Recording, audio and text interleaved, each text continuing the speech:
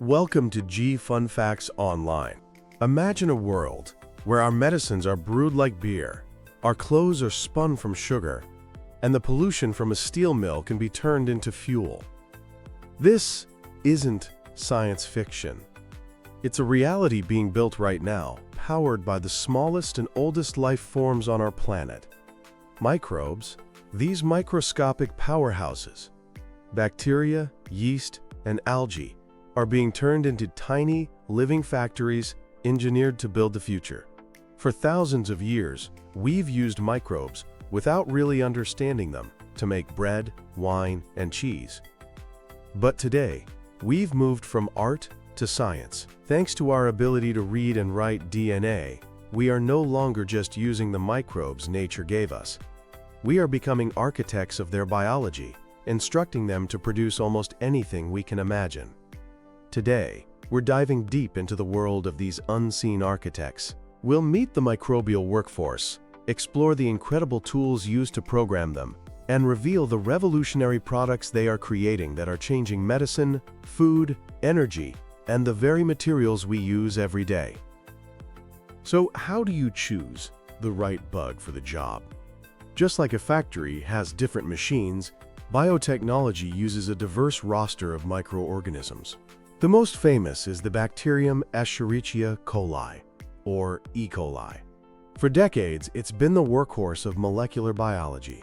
It grows incredibly fast, its genetics are simple, and we have a huge toolbox to modify it. The first great triumph of this technology was producing human insulin. Before the 1970s, insulin for diabetics came from pigs and cows, which was expensive and could cause allergic reactions. Then, the company Genentech inserted the synthetic gene for human insulin into E. coli. The bacteria, following these new instructions, started brewing vast quantities of pure human insulin. It was a breakthrough that created a safer, more affordable supply and has improved millions of lives. But E. coli has its limits. It's a simple prokaryote, meaning it lacks the complex internal machinery to make certain advanced proteins correctly. Its cell wall also contains toxins that must be meticulously removed from any medicine, which adds cost and complexity. To overcome these issues, scientists often turn to more complex microbes, like yeast. You already know Baker's yeast, Saccharomyces cerevisiae. It's what makes bread rise and beer ferment. Crucially, it has a generally regarded as safe status from the FDA, which makes it much easier to get products approved for food and medicine. And as a eukaryote, like us, it has the right internal equipment to fold complex proteins properly. A landmark example is the production of artemisinin, a key anti-malarial drug. It was traditionally extracted from the sweet wormwood plant, making the supply volatile and expensive. Scientists at UC Berkeley and the company Amyris took a dozen new genes, some from the wormwood plant itself, and engineered them into yeast. This created a whole new metabolic pathway, allowing the yeast to convert simple sugar into a precursor for artemisinin. This stabilized the supply chain for a life-saving drug. Then there's a lesser-known yeast called Pichia pastoris. This microbe is a superstar when it comes to producing huge amounts of protein. It grows to incredible densities in fermentation tanks and, even better, it secretes the protein directly into the liquid it's growing in, which makes purification much easier. This is the secret behind the Impossible Burger's magic ingredient.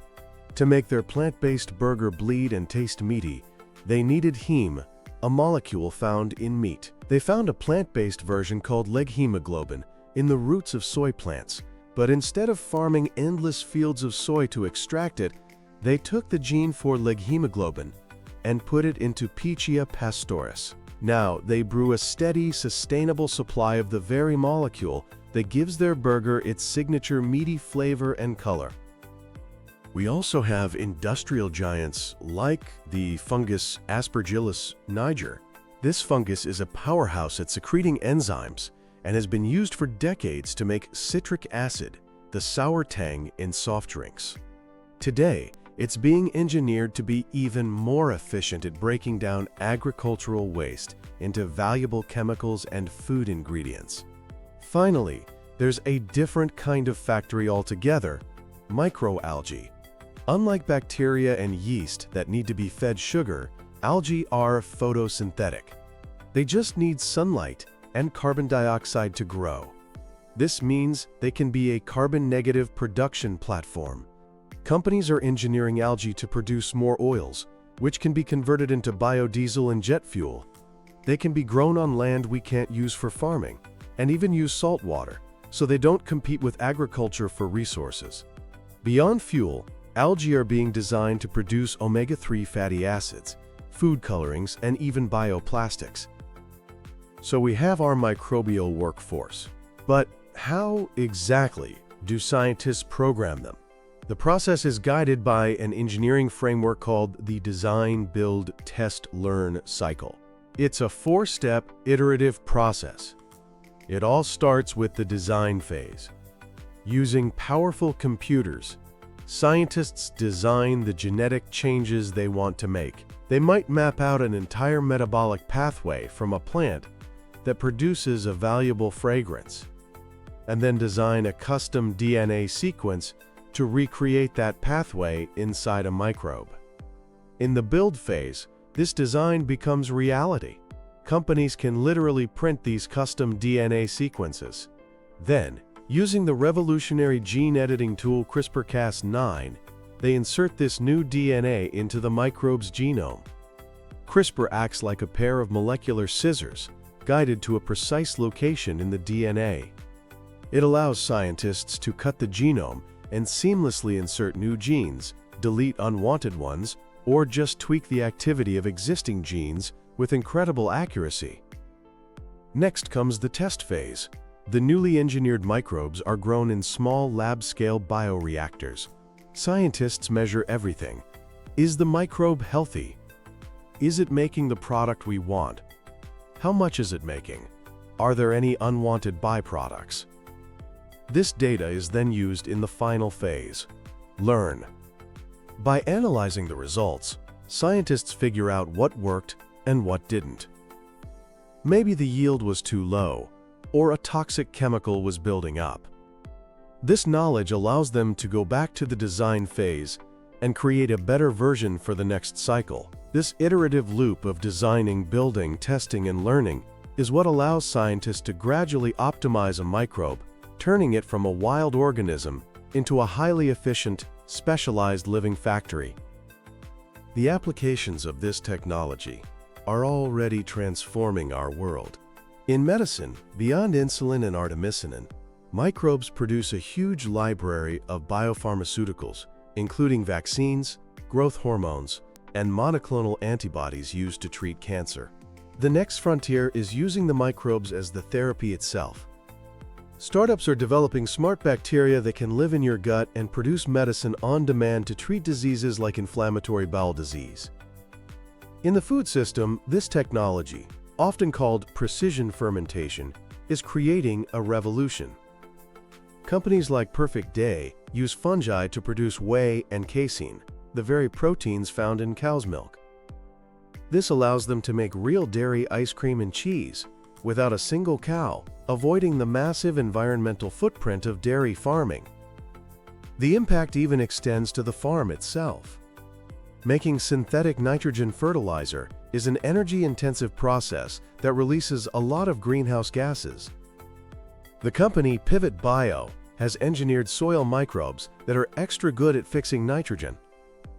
When applied to a cornfield, these microbes live on the crop's roots and continuously pull nitrogen from the atmosphere to feed the plant. This dramatically reduces the need for synthetic fertilizers and prevents harmful runoff into our waterways. We are also weaving a new generation of materials.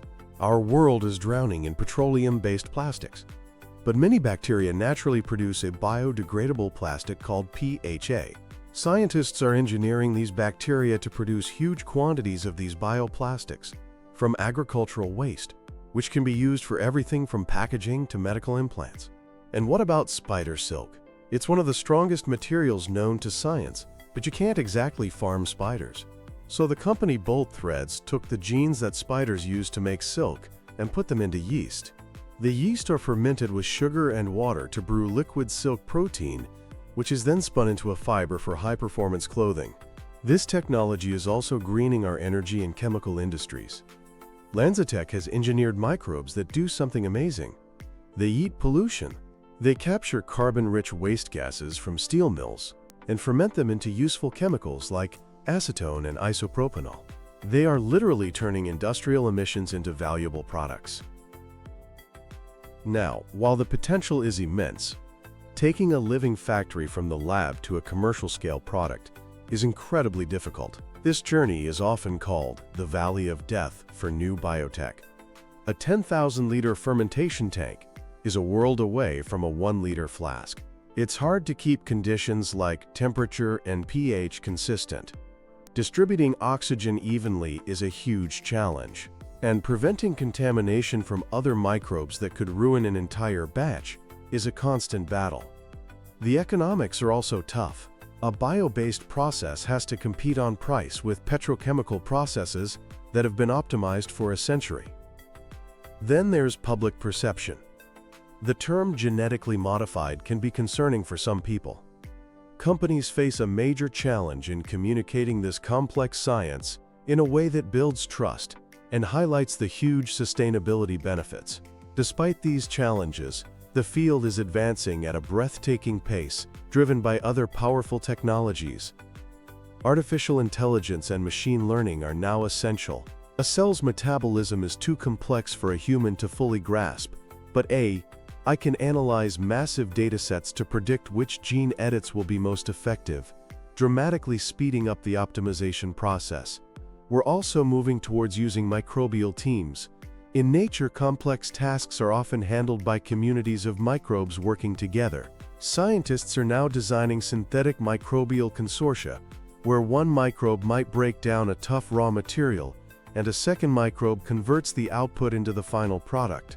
This division of labor can make processes more efficient and robust.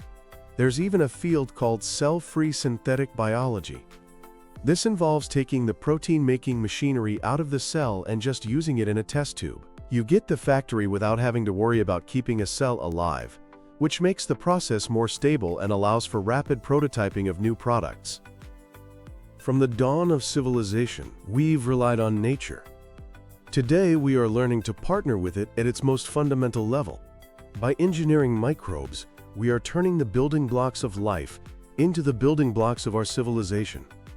These living factories are more than just a new way to manufacture things. They represent a paradigm shift towards a sustainable, resilient, bio-based economy. The work is complex, the challenges are real, but the promise is undeniable.